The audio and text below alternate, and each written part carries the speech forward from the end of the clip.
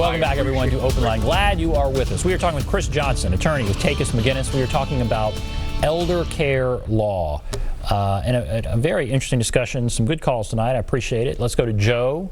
Hello, Joe. Yes. Go right ahead. What's on your mind? Well, I was just going to comment on the Social Security issue. For the last 45 years, obviously, there's people in the government that have said Social Security is going to disappear. We're going to lose Social Security. Nobody's going to have Social Security. So my mother was a teacher, and so she elected out of it. So I just wanted the attorney here to talk about, like, because she elected out, and she gets her teacher retirement or whatever it is. I don't even know what it is, but that people, if you don't work for a long amount of time and pay into that Social Security program, you're just not going to get what you need to get. And of course, my mother, now she's 82 years old, she doesn't get Social Security because of the fear of everybody saying it's going to go away, it's never going to be there. And I just wanted to hear your comments from your lawyer. Thank you. That's interesting. That is something we've certainly heard a lot of. What about that situation? That's tough. That's another thing. It's kind of like the railroad pension. It's very rarely I'll see someone who is elected out of Social Security, and even I have to do a double take because it is so rare. I hate when fear mongering makes people move to what might be a bad or imprudent decision. I know everyone is always concerned. I mean, you can't help it, especially with this coronavirus happening and we're seeing the federal spending go up. And I think everyone has some pause.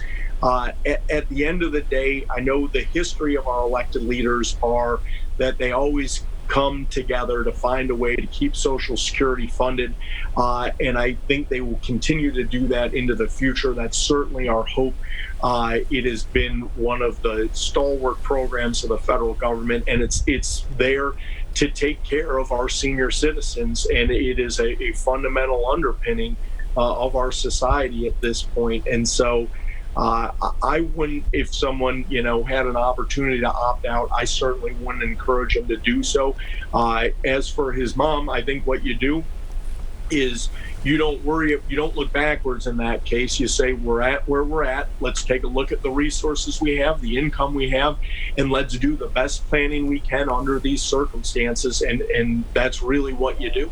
That's interesting. Yeah, I hadn't heard of that either, but I appreciate that, Joe.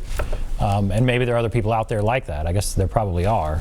And then as we're beginning to kind of wind things down for this segment at least, I want to hammer home powers of attorney. So many of the things we're talking about deal with after someone has died, but power of attorney, that's taken place before they've died. This is a critical document, and we've seen it with the coronavirus, how critical it is, but do enough people have it? Do people understand it? What about powers of attorney? Well, I think, Ben, it's one of those now more than ever type documents in its level of importance and the level of necessity in your lives. This virus strikes, and people can go from healthy to being intubated and on a ventilator in a matter of days, and you just don't have time to respond. That isn't the time to be getting your affairs in order.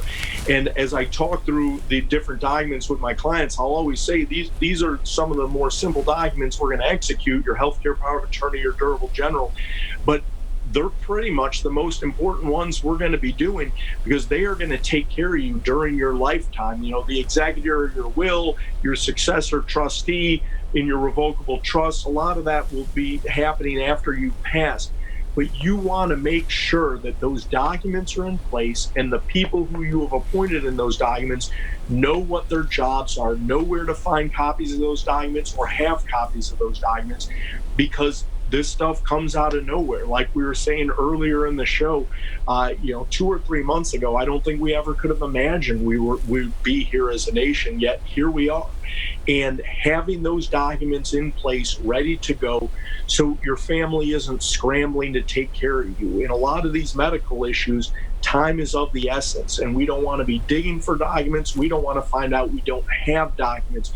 We want to have clear decision-making authority appointed to an individual who is prepared to make those decisions, who's had those difficult conversations with mom or dad or both, and say, what are your wishes? Do you want to be intubated? Do you not want to be intubated? Do you want extraordinary measures taken, or do you not?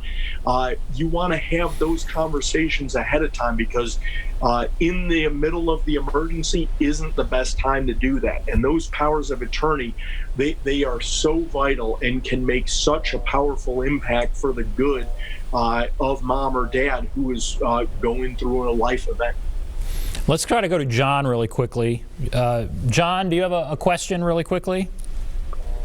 Yes, sir. I'm a disabled senior citizen at 65, and like the stimulus check thing, like I gotta pay you that supposed to be taking care of my business, but he's just a representative.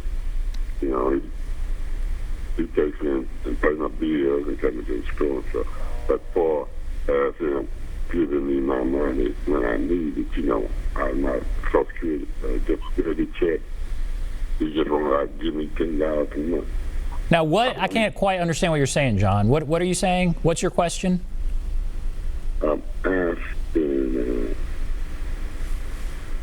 Are you asking about the stimulus check? Are you seeing? Well, all right. I'm sorry, John. I don't understand that question. I think it was about the stimulus check. Is that something you can talk about really quickly there, Chris?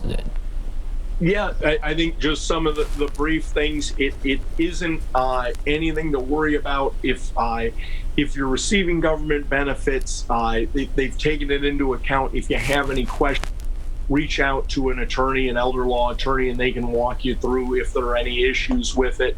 And then obviously one thing that we've run into is people who passed away and still receive the check. And what we counsel them on is, if you've passed away prior to the legislation, if your family member, loved one passed away prior to the legislation being passed, that check's inevitably going to have to be returned. And I know there are little issues like that, but I was with you. I was having difficulty understanding the question. I'm so sorry. Really quickly, if people want to get a hold of you or want more information, what do you recommend? I recommend reaching out to us. I understand you have our phone number and contact information. Call and set up an appointment and sit down with us and go through. The most dangerous thing is not knowing what you don't know.